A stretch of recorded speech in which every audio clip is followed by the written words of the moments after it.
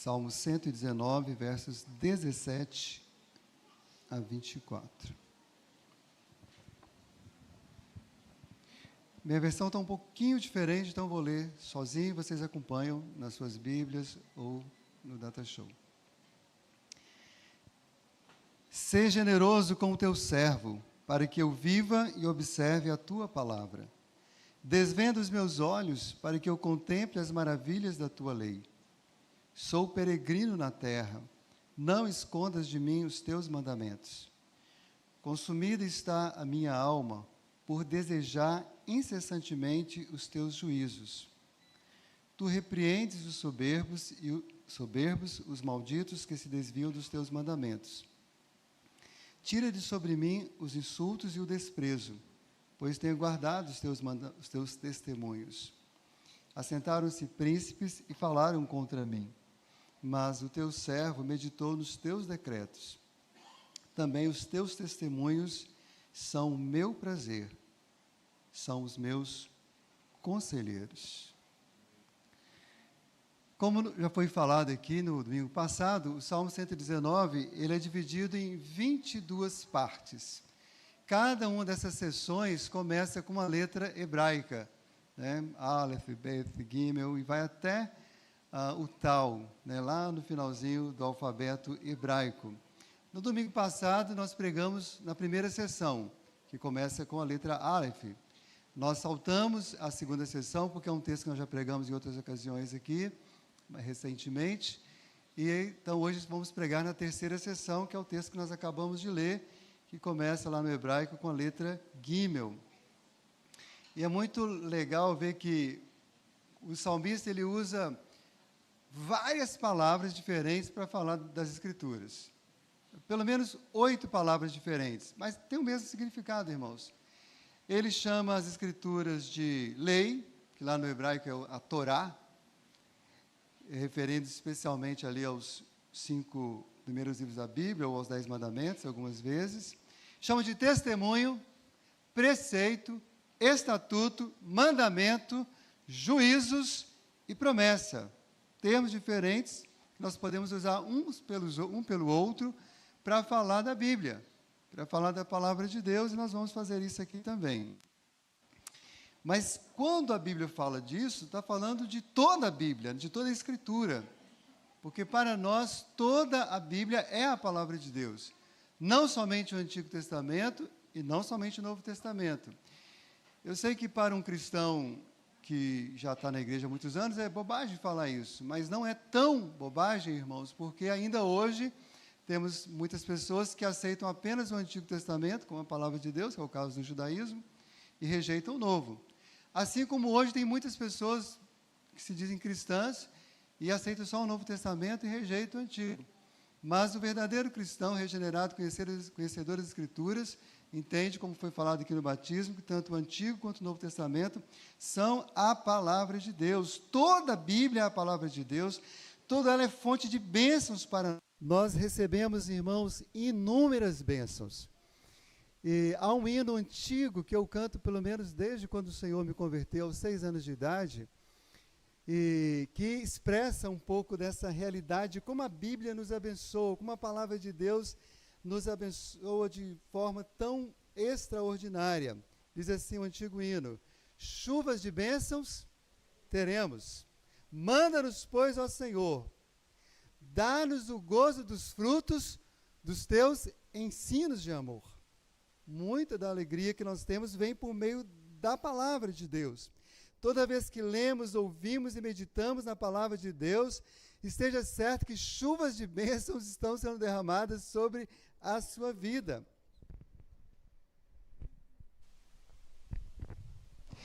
E essa metáfora da palavra de Deus derramando chuvas de bênçãos não foi uma coisa apenas do poeta que escreveu o hino. A própria Bíblia fala sobre isso. Se você pegar Deuteronômio, é o 5º livro da Bíblia, escrito por Moisés, lá no capítulo 32, versos 1 a 4, essa metáfora das chuvas de bênçãos vindo por meio da Bíblia, da palavra, está lá. Moisés está reunido com o povo de Israel naquela planície de Moabe, prestes a entrar para conquistar a terra de Canaã, mas antes disso ele lê a palavra e ele diz o seguinte: inclinai os ouvidos aos céus e falarei, ouça a terra as palavras da minha boca. Agora observe a metáfora que ele usa: goteje a minha doutrina como chuva, minha palavra como orvalho, chuvisco sobre a relva, e como gotas de água sobre a relva. Ele fala goteje, chuva, destilho, orvalho, chuvisco, gotas de água, por meio do ensino. Porque eu proclamarei o nome do Senhor, engrandecei o nosso Deus, eis a rocha, suas obras são perfeitas, porque todos os seus caminhos são juízo. Deus é fidelidade e não há nele injustiça, é justo e reto. Então, irmãos, à luz dessa passagem bíblica que eu acabei de ler, dos dois textos, eu quero propor para os irmãos este tema que está aí posto: chuvas de bênçãos por meio da lei de Deus. E a primeira bênção que nós recebemos por meio da palavra de Deus, está logo aí no versículo 1, é a bênção da chance de recomeçar na palavra. Diz aí o verso 17: seja generoso para com o teu servo, para que eu viva e observe a tua palavra. Seja generoso para com o teu servo, para que eu viva. Hoje Deus foi generoso comigo, com você. Nós amanhecemos vivos, estamos vivos, louvado seja o nome dele. E cada dia que amanhece, estamos vivos, é uma nova oportunidade que Deus dá para nos recomeçar, para a gente recomeçar. Mas desculpa eu usar algumas expressões, não quero ofender ninguém, mas irmãos, é burrice, é tolice a gente recomeçar fazendo tudo igual, tudo errado igual, repetindo os mesmos erros de ontem. O que nos trouxe dor ontem, a gente faz hoje, traz mais dor hoje de novo. O que afrontou o meu próximo, afrontou a Deus, eu fiz ontem e faço hoje de novo.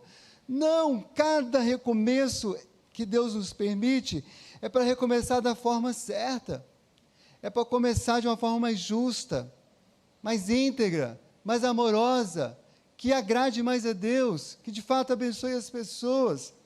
E isso só é possível na palavra, porque a palavra de Deus, ela é reta, ela é justa, ela é abençoadora. Nesse mesmo Salmo 119, um pouco antes, há uma pergunta e ao mesmo tempo uma resposta, diz assim: de que maneira poderá o jovem guardar puro o seu caminho? É uma pergunta. E a resposta vem logo em seguida: observando segundo a tua palavra, de todo o coração te busquei, não me deixes fugir aos teus mandamentos, guardo no coração as tuas palavras para não pecar contra ti. Bendito és tu, Senhor, ensina-me os teus preceitos. Aqui está falando do jovem, mas serve para o idoso, para o adulto, para o adolescente, para as nossas crianças. Como Antonieta e João poderão crescer neste mundo cada dia mais terrível e ainda assim serem pessoas íntegras que resplandeçam o caráter de Cristo? É por meio da palavra. É sempre recomeçando a palavra. Eles vão errar, mas se os seus pais os corrigirem com amor na palavra, eles vão crescer e se tornarem adultos que honrem a Deus. E assim cada um de nós. Então, eu pergunto a você, o que você precisa recomeçar da maneira certa? É o seu casamento? É a maneira de administrar suas finanças? É a maneira de se conduzir no trânsito? Às vezes são coisas pequenas que Deus está requerendo que a gente mude, que a gente faça certo, diferente do que fez ontem. Então, é olhando para a palavra que nós vamos entender qual o recomeço. Eu não sei você, mas toda vez que eu abro a Bíblia e leio, eu já li a Bíblia toda, muitas vezes. E continuo lendo, mas falo de todo o coração. Né? Sempre Deus está tratando comigo. Um dia desse eu vi uma frase que eu gostei muito, o seguinte: olha, eu li a Bíblia toda, o camarada escreveu, né? E achei muitos erros, todos em mim. É mais ou menos isso. E aí Deus me corrige, eu recomeço, e você também pode recomeçar em nome de Jesus. A segunda bênção que nós recebemos por meio da palavra é a bênção da iluminação do entendimento. Está no verso 18. Desvenda os meus olhos para que eu contemple as maravilhas da tua lei. Desvenda os meus olhos para que eu contemple as maravilhas da tua lei. Irmãos, são muitas coisas que podem obscurecer o nosso olhar, as nossas vistas, né? Do ponto de vista físico, existem dezenas de doenças oftalmológicas, né, que podem dificultar a visão. Mas aqui é claro que está falando muito mais do que o olhar físico, o olhar espiritual, como temos estudado aqui num curso que se encerra sábado que vem. Aliás, deixo o convite, aproveito e faço a propaganda, eu estarei ministrando a última aula. É o curso de cosmovisão, que é qual a minha visão do mundo, né? Como é que eu enxergo tudo que está ao meu redor. E nós sabemos, todos nós sofremos influência. Não tem ninguém aqui que não sofre alguma influência, que pode falar assim, minha cosmovisão é única, né? Eu sou o cara, ninguém... Não, todos nós somos influenciados e influenciamos. Mas nós cremos que as Escrituras Sagradas é o que, de fato, desvenda os nossos olhos. Todas as vezes que você vai ler, você coloca um óculos, uma lente de alguma coisa, de um filósofo que você leu, de uma experiência boa, uma experiência ruim, de uma religião, não tem jeito. Mas o cristão verdadeiro, ele acredita que a Bíblia, ela nos dá entendimento sobre tudo. Política, saúde, vida espiritual, casamento, mas acima de tudo, nos ajuda a ver Cristo, conhecer quem é o Senhor, quem é Deus. Eu não sei o que você está olhando, né? O que você está contemplando? Para onde os seus olhos prestam atenção? Onde os seus olhos estão grudados? Tem gente que passa o dia inteiro grudado no celular, mas o que você está vendo? Que conteúdo é esse? Porque dependendo do conteúdo, você vai terminar o dia muito pior do que você começou. Aliás, muitas pessoas estão adoecidas por estarem com seus olhos fitados nisso ou naquilo, e vendo aquilo como fosse Deus falando com ele. Às vezes até rejeita Deus, mas aceita que qualquer abobrinha que qualquer pessoa fala, aceita uma fake news como se fosse uma verdade, e repete aquilo. E não, irmãos, todas as mentiras dos homens e do inferno podem ser desfeitas pela verdade das Escrituras, se você realmente estudar a palavra de Deus. Então, não apenas ouça pregadores, estude você mesmo a Bíblia, estude você, peça a Deus iluminação, o Espírito Santo ele ilumina. Apóstolo Paulo, escrevendo aos Coríntios, ele adverte, nos quais, falando daqueles que ainda não creem em Deus ou não creem nas Escrituras, ele diz assim, olha, nos quais o Deus deste século cegou o entendimento dos incrédulos, para que lhes não resplandeça a luz do Evangelho e da glória de Cristo, o qual é a imagem de Deus. Mas se você já é um cristão verdadeiro, você já teve essa venda tirada. E se não é, Deus pode tirá-la hoje mesmo.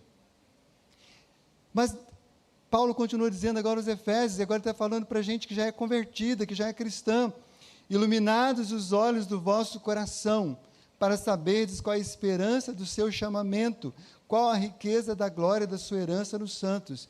Mesmo os cristãos que já leram a Bíblia toda, mais uma vez, precisam continuar dependendo da iluminação do Senhor para continuar estudando a palavra. Por isso que muita gente, às vezes, vai ler a Bíblia, mas acaba, né, como, por exemplo, podemos pegar o filósofo Richard Dawkins, ele leu a Bíblia praticamente toda, e quando ele acabou de ler a Bíblia, ele passou a ter... ele entrou numa contradição, né? Porque por um lado ele fala que negou que existe Deus, né? Que ele é ateísta, mas depois ele deixa muito claro que ele tem ódio de Deus, né? Como é que você tem ódio de alguém que não existe, né? É umas contradições da alma do ser humano, né? Mas ele fala que ele tem ódio do Deus da Bíblia. Pode acontecer, mas se existe alguma possibilidade de alguém se converter ou de você crescer espiritualmente, de acordo com a vontade de Deus, é pela palavra. Então, ore, Deus, eu não entendo nada, eu discordo, inclusive, de muita coisa desse livro, mas eu estou humildemente suplicando, e quando eu ler aquilo, ilumina meu entendimento. Aquilo que eu não consigo enxergar, desvenda os meus olhos para que eu contemple as maravilhas da tua lei, e não olhe para a palavra como se fosse um livro antigo, asqueroso, que faz mal. Hoje estão falando da inteligência artificial escrever a Bíblia, está aí, um dos conselheiros da ONU falando isso. Xuxa Meneghel falou que a Bíblia tem que ser reescrita também. Gente que não entende nada de Deus, nada de Bíblia, mas nós sabemos, irmãos, que a palavra de Deus não muda. Passará o céu e a terra, mas o que é a essência da palavra de Deus não muda. E nós precisamos, então, não reescrever a Bíblia, mas deixar que Deus, pelas Escrituras, reescreva a nossa história e mude as nossas vidas. Mas, em terceiro lugar, vemos aqui a bênção do guia seguro para a peregrinação. Diz o verso 19: sou peregrino na terra, não esconda de mim os teus mandamentos. Naquela época que foi escrito, muitas famílias viviam literalmente peregrinando, eram famílias nômades. Os patriarcas todos foram nômades, né? Para lá e para cá, né? Hoje, a maioria de nós temos residência fixa, mas espiritualmente falando, todos nós somos peregrinos. Ninguém tem morada definitiva aqui na terra. Mesmo os nossos ossos, depois são depositados ali, sabe que eles vão esfarelar. Não tem morada definitiva. Aqui é uma morada provisória. Nós estamos peregrinando rumo à eternidade. A palavra de Deus é muito clara quanto a isso.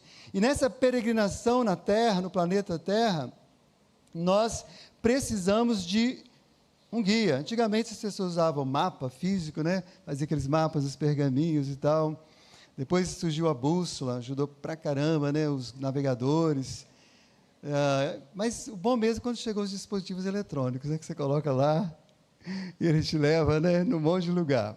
Mas mesmo os dispositivos eletrônicos mais perfeitos, de vez em quando, levam você para o lugar errado. É ou não é? Eu já fui levado várias vezes, né? Tem histórias tristes de gente que às vezes foi levado para um lugar que ele não conhecia, chegou lá, foi morto, porque acharam que ele era um bandido, foi uma coisa horrível. Mas, irmãos, Deus já nos deu um dispositivo para nos levar para o lugar certo. É a sua palavra. Estudemos a palavra. Se você não entender, se você tiver dificuldade, procure ajuda, mas não abandone, conheça a palavra de Deus. Você pode até rejeitá-la, mas rejeite depois de estudá-la, depois de você lê-la, para que você, pelo menos, possa dar-se essa oportunidade. O melhor guia para a vida do João e da Antonieta, de cada uma de nossas crianças, é a palavra de Deus. Por isso, uma das perguntas do batismo foi: vocês prometem ler a Bíblia com esses meninos, ensinar eles a lerem? Irmãos, pode até existir em algum lugar que eu não tenho conhecimento, mas eu não conheço uma criança, nunca conheci uma criança presbiteriana analfabeta. Porque uma das coisas que o pai promete é que o menino vai aprender a ler. E vai aprender a ler a palavra de Deus. Meu pai era analfabeto, ainda nem era convertido. Mas no dia que a minha mãe se converteu a Cristo, eu aos 6 anos de idade, essa foi a decisão. Não tinha uma escola que aceitasse, na época, crianças de 6 anos de idade, naquela época, né? Mas tinha uma menina lá no lugar que eu nasci, que chama Rosca Seca, para quem não conhece. Nasci em um lugar chamado Rosca Seca, e que ela estava fazendo magistério, e o sonho dela era dar aula, só que ela não podia dar aula ainda. Aí o que ela fez? Ela montou uma escolinha provisória na casa dela, assim, meio clandestina, assim, mas não cobrava nada, não. Era só para ela treinar e a gente aprender. E aí, antes de eu entrar na escola, né, normal, assim, oficial, né, eu aprendi a ler. E aprendi a ler a Bíblia. E meu prazer era decorar os versículos da Bíblia, porque toda vez que fazia chamada na escola dominical, em vez de falar presente, falava um versículo da Bíblia de cor. E assim, a palavra de Deus, né, foi me guiando na minha peregrinação, como pode guiar cada um de nós. Irmãos, eu sei que há tantas propostas, né, tantas religiões, tantas filosofias propondo guiar as pessoas. Mas cuidado, muitas delas estão levando à destruição. Há 5 anos atrás, eu tive o privilégio de estar em outro país, né, na Inglaterra, e fiquei 50 dias em Londres. E eu confesso a vocês, o dono da casa que eu estava tinha 2 carros, e ele me ofereceu para dirigir, perguntou se eu queria. Eu falei, de jeito nenhum. Porque tinha muitas regras diferentes. Para começar, a mão é do outro lado, né? O volante é do outro lado. Porque, como eu não conhecia bem as regras, se eu fosse dirigir ali, eu teria que seguir aquelas regras, né? Irmãos, Deus nos deu o nosso livro para nos guiar nesse trânsito aqui na Terra. Siga as regras. Você vai ver que vai ser melhor. Porque você está num lugar com regras diferentes, é complicado. E, na verdade, nós estamos, né? A grande verdade, irmãos, que nós vivemos num mundo que os homens têm inventado novas regras, e mais regras, e mais regras, e mais regras. Engraçado que o povo odeia regra, mas pode observar, o pessoal do direito aqui da igreja pode testemunhar isso, né, gente? Eu não sei como o pessoal do direito dá conta do direito, porque é tanta regra nova, tanta interpretação nova, é muito mais complexo do que a Bíblia. Vocês são heróis sem serem o direito, né? Muita informação, é muita mudança, é muita interpretação para lá e para cá, papapá. E a grande verdade, irmãos, que a igreja de Cristo, ela vive num mundo que tem regras, às vezes, contrárias, diferentes. Nós, como cristãos, temos um compromisso com a sociedade de sermos ordeiros, zelosos, dar o melhor na sociedade, no nosso trabalho, na nossa vida diária, no lazer, sempre fazendo tudo bem, o melhor para a glória de Deus. Mas a Bíblia, claro, toda vez que uma regra humana contraria a regra de Deus, o cristão verdadeiro já sabe qual que ele vai obedecer. É a regra de Deus. É a regra do Senhor. Então, não confundamos. Não estou falando aqui, irmãos, também de crente que quer impor tudo que a gente crê e vive sobre os outros. Não, a gente não tem como fazer isso e nem deve fazer isso. Nós podemos expor, compartilhar, abrir a boca, falar o que cremos, o que pensamos. Mas também não somos obrigados a deixar que os outros imponham sobre nós. Se tivermos que escolher entre a lei de Deus e a lei do mundo, o verdadeiro cristão já sabe qual escolha deverá fazer. Quarto, bênção, que nós recebemos por meio da palavra de Deus, é a bênção das disposições santas da alma. Está no verso 20, consumida está a minha alma por desejar incessantemente os teus juízos. Esse desejo de obedecer a Deus, de seguir a palavra de Deus, não é natural no homem. O homem, na verdade, a nossa carne quer desobedecer. Nossa carne... vamos ser sinceros, a gente está aí dirigindo aqui na orla de Camburi, vê 60 km por hora, você quer colocar 70, você quer colocar 80, você quer, né? Aliás, eu preciso fazer um concerto público com o capitão Bruno, que está ali atrás, né? E com toda a prefeitura de Vitória, né? Porque no domingo passado eu falei sobre a minha indignação com aquela regra ali que colocaram, né? Fizeram uma nova passagem de Jardim Camburi para Norte-Sul. Eu queria dobrar à esquerda, lá tinha uma placa dizendo assim, proibido dobrar à esquerda. E eu fiquei indignado. Como o engenheiro coloca uma placa dessa de dobrar à esquerda? Eu vou fazer uma reclamação na prefeitura, lá perto da casa dos meninos, do pessoal que mora lá, Tico, lá. Mas eu estou aqui, por que eu não posso fazer isso, né? E eu fiquei indignado, contei isso aqui, vou procurar Bruno da Guarda Civil para ele poder nos ajudar, né? Aí deixa estar que essa semana eu estou vindo lá da Serra, e aí o sinal fechou, e eu nunca tinha parado ali, o sinal sempre está aberto, né?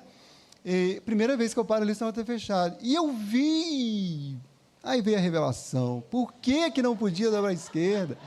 É porque, irmãos, em toda a Avenida Norte-Sul, aqui desse pedaço que vai da praia até o final, tirando, é claro, nessa daqui, na verdade, toda a Avenida Norte-Sul, da praia até o Mestre Álvaro, até ali o bairro de Fátima, é o único lugar agora que o pedestre pode atravessar seguro. Agora eu já estou querendo que coloque mais faixa, porque, coitados dos pedestres. Né? Aí eu falei, gente, eu fiquei com vergonha. Eu falei, domingo eu vou pedir perdão à prefeitura, pedir perdão ao Bruno, porque o problema é meu, o pecado é meu. Mas a minha disposição da minha alma, né, era dobrar à esquerda. E Gabriel estava dirigindo, Gabriel, dobra aí. Gabriel, meu pai, como assim? O senhor está mandando fazer uma coisa errada. Depois eu fiquei com vergonha, pedi perdão a ele, estou pedindo perdão aos irmãos, já pedi perdão ao Senhor, por isso que eu estou contando agora alegre. Mas eu já pedi perdão. Mas, irmãos, como é que a gente pode ter esse desejo na alma de fazer o que é certo? Já que nós nascemos de iniquidade, em pecado nos concebeu nossa mãe, diz a Bíblia, né? Está aqui, 1 de Pedro 1, 23 a 25. Pois fostes regenerados, não de somente corruptível, mas de incorruptível, mediante a palavra de Deus, a qual vive e é permanente. Então, a palavra, quando alguém lê a Bíblia e crê na Bíblia, diz aqui que nós nascemos de novo, nós somos regenerados agora de uma semente não corruptível, de uma semente incorruptível. Aí a Bíblia vai gerando em nós o desejo de fazer o que é certo. Não somente mostra o que é certo, mas nos capacita a fazer o que é certo. Isso é maravilhoso. Isso é o discipulado cristão até a gloriosa volta de Jesus. as nossas disposições da alma vão sendo transformadas, quanto mais da palavra de Deus em nós. Por isso que nós cantamos e dizemos: guarda no coração a tua palavra para não pecar contra ti. É a palavra de Deus, é o temor do Senhor que vai nos fazendo andar corretamente. Sabe aquela hora que ninguém está vendo, você pode fazer qualquer besteira que ninguém nunca vai saber? Mas Deus está ali, a palavra de Deus está ali, e vai te levar a fazer o que é certo para a honra e glória de Deus. Amém, meus irmãos? Então alguém fala assim: fulano não muda, nasceu assim, vai morrer assim. Não, se abrir o coração para a palavra de Deus pode mudar a pessoa. É um processo, gente, presta atenção, ninguém fica perfeito da noite para o dia. Perfeito é na hora que morre, o Senhor passa o fogo dele, acaba tudo aqui e renasce lá na eternidade. Mas a gente precisa ir crescendo todo dia, que as pessoas olhem para você e vejam mais de Cristo em você e menos de você mesmo. Quinta bênção, a bênção da certeza da justiça divina, versos 21 a 23, diz assim: inquebraste os soberbos, os malditos que se desviam dos teus mandamentos, tira de sobre mim o opróbrio e o desprezo, pois tenho guardado os teus testemunhos. Assentaram-se príncipes e falaram contra mim, mas o teu servo considerou nos teus decretos. Meus irmãos, toda a humanidade luta com esse drama da injustiça. São muitas injustiças, dentro de casa, nos relacionamentos humanos, nos trabalhos, tudo. É por isso que existe o Ministério da Justiça, é por isso que existe o Palácio da Justiça, é por isso que existe tanta lei, tanto tribunal, para ver se a gente consegue fazer o mínimo de justiça. E a gente sabe, com tudo isso, ainda existe tanta injustiça. O salmista aqui, a gente tem que entender o contexto, ele usa aqui palavras duras. Quando o salmista escreveu isso daqui, provavelmente a gente tem dúvida de quem é, porque não tem o nome do autor, talvez, pode ser alguém lá na época de Moisés, talvez seja o próprio, pode ser alguém da época ali dos reis, mas de qualquer maneira, já tem aí 2.500 a 3.000 anos atrás foi escrito esse salmo. Era um contexto muito difícil, muito mais difícil, de muito mais complexidade, assim, no sentido de não havia tanto conhecimento, por exemplo, quanto tem hoje. A própria palavra de Deus não estava tão disponível como está hoje, né? Então, aqui ele fala da dor do seu coração, ele fala de punição contra os outros, ele fala de julgamento, fala de um monte de coisa. Mas quando você lê, e a gente tem que ter muito cuidado, porque tem gente que pega um versículo da Bíblia, principalmente um salmo, são os salmos de imprecações, né, falando sobre isso daqui, de punição, e julga toda a Bíblia por isso. Irmãos, presta atenção, todo texto usado sem contexto serve de pretexto. Quando você olha a Bíblia como um todo, você vai ver um Deus extremamente justo, misericordioso, bondoso, longânimo, que demora a aplicar a sua justiça, para ver se a pessoa, só pela misericórdia, ele muda. Mas uma coisa é certa, um dia essa justiça vai se manifestar. Um dia vai. E aquilo que não for manifesto nessa terra, vai ser manifesto no dia do grande tribunal. É interessante que muita gente, inclusive cristãos, rejeitam o julgamento e o tribunal que a Bíblia diz que haverá. Mas, gente, como rejeitar aquilo que todos nós ansiamos? Na verdade, todo mundo que tem uma causa na justiça anseia para chegar o dia do tribunal, para poder fazer justiça. Pois é, todos aqueles que escaparem hoje vão prestar contas a Deus. Não se preocupe. Não queira você fazer justiça com as suas próprias mãos. Não queira você fazer o vingador. É interessante que a pessoa fala da vingança. Não, vingança é uma coisa legítima somente para um ser, Deus. A Bíblia fala que a vingança pertence somente a Ele. Não pertence a nós. Deixa que Deus trata na hora certa. Ore. Você deveria fazer, orar pedindo misericórdia. Deus, tenha misericórdia dessa pessoa, porque se o Senhor for derramar só justiça, ele vai ser fulminado. Ou eu mesmo vou ser fulminado. Eu duvido que você ore pedindo a Deus para te fulminar com fogo, para te destruir. Então, pensa, assim como você oraria por você, ore pelo outro. E deixa que Deus vai tratar. É isso que ele está falando aqui. Ele está falando, os príncipes, eles se assentam contra mim. Mas aí o que ele fez, irmãos, quando os príncipes assentaram contra ele? Parece que era uma pessoa importante, estava sendo perseguido. Ele fala o seguinte: mas o teu servo considerou nos teus decretos. Igreja de Cristo, para de focar no mal que os outros fazem, foque nas Escrituras. Tem gente que dá notícias de tudo o que acontece nesse mundo, mas não sabe nada da palavra, não tem um versículo para compartilhar. Medita na palavra de Deus, porque você vai ser sábio e forte para enfrentar os desafios deste mundo. Se você ficar olhando, prestando atenção neste mundo, você vai deprimir, vai morrer de depressão e ansiedade. Então, medita na palavra, descansa no Senhor.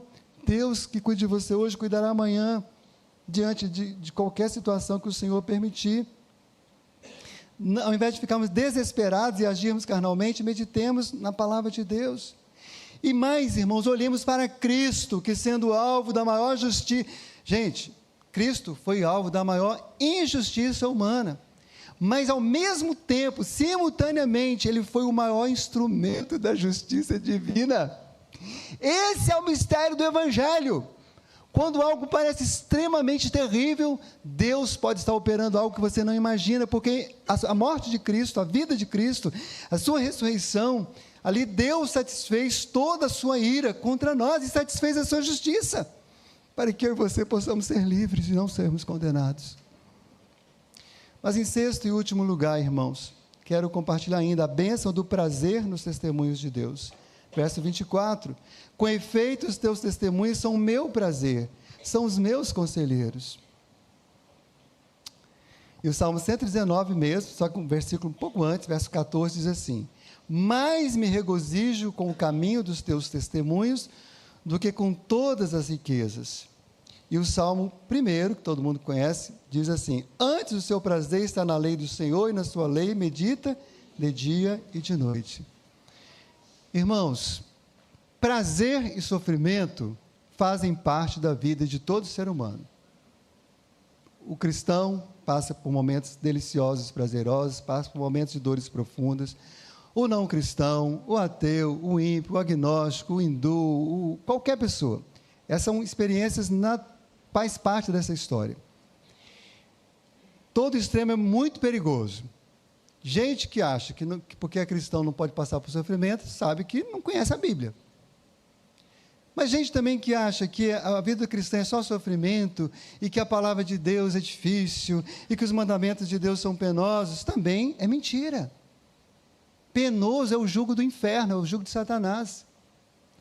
Irmãos, pela graça de Deus, pela presença do Espírito Santo em nós, nós podemos cada dia ganhar mais prazer na lei de Deus, mais prazer em obedecer, mais prazer em nos tornarmos semelhantes a Cristo. É isso que ele fala: Senhor, os teus testemunhos são o meu prazer. Qual é o seu prazer? Você ama, o que se ama mais do que a lei de Deus? Porque se você está amando mais o seu trabalho, amando mais o seu dinheiro, a sua saúde, a sua vaidade, qualquer outra coisa que você ama mais do que a Deus e a sua palavra, está sendo um ídolo, está sendo um problema. Não tem problema você gostar do seu trabalho, goste mesmo, né? Gostar de uma boa comida, de uma boa roupa, mas nada pode te dar mais prazer do que o próprio Deus e a sua palavra. E é muito bom quando a gente cresce nessa experiência da alegria, do prazer, do contentamento na palavra de Deus. Você se deliciar lendo um texto da palavra, ouvindo. Hoje a gente tem recursos, se você não puder ler, vai dirigir, coloca lá, vai ouvindo com atenção. Quero, caminhando já para a conclusão dessa mensagem, eu gostaria de fazer algumas considerações finais. Em primeiro lugar, nessa reta final que eu queria compartilhar. Primeiro, não basta ler a Bíblia em casa, não basta deixá-la na gaveta, ter a Bíblia em casa ou na gaveta ou em qualquer outro lugar. A gente coloca a Bíblia como um amuleto, aberta no Salmo 191. Não, isso não adianta nada, querido. É preciso amar a palavra, é preciso tê-la no coração, para você amar e fazer o que é certo. Hoje nós temos a Bíblia nas principais línguas do mundo. Irmãos, não existe nenhum livro mais lido do que a Bíblia. De vez em quando eu vejo aí os best-sellers mundiais. Foi traduzido, né? Quando teve uns 5 anos atrás, um autor brasileiro, naquele ano foi o autor mais lido no mundo, né? E tal. Ele não é cristão. Embora ele leu um monte de coisa da gente, né? Ele estava em Genebra e ele estava lendo, sabe o que ele estava lendo? Paulo Coelho, que não é cristão, viu? Mas ele estava lendo um sermão que Calvino escreveu no século XVI. porque Genebra, né? Calvino foi prefeito lá, foi pastor lá, e ele estava lendo, estava vendo, maravilhado com aquela peça literária, né? Aí, quando noticiou que ele havia, né, o best-seller e tal, eu falei, coitado, não chega nem aos pés das Escrituras, a Bíblia é traduzida já por centenas de línguas, de línguas que ainda nem tem alfabeto. Cristãos missionários têm criado o alfabeto, a língua é só oral, né? Cria o alfabeto e transmite a palavra, e a palavra de Deus está cada vez mais presente. Só que tem um detalhe, irmãos, o que adianta ter a Bíblia num monte de versão, de tradução, se você não lê, não medita e não obedece? O tema principal do Salmo 119 é a obediência à palavra de Deus. Aliás, muita gente ri da igreja, chacota da igreja e critica a igreja, não é só porque ela faz o que é certo, muitas vezes é porque crentes que carregam a Bíblia não obedecem o que dizem crer. Se alguém ri de você porque você obedeceu, fique feliz, mas ri de você, zombar de você porque você é um desobediente, aí você deveria chorar copiosamente em arrependimento. Irmãos, muitos atributos da palavra de Deus são atributos do próprio Deus. A palavra de Deus é viva, é eficaz, e por meio dela Deus opera maravilhas e ordena suas mais ricas bênçãos sobre aquele que confia de todo o coração nele. Nessa manhã, Deus está derramando a bênção para você de recomeçar em nome de Jesus. A bênção da iluminação, eu creio que pessoas aqui estão entendendo mais o que Deus quer da sua vida. A bênção do guia seguro, se você está em tomar uma decisão, Deus está te falando hoje qual a decisão e vai te falar essa semana, leia a Bíblia.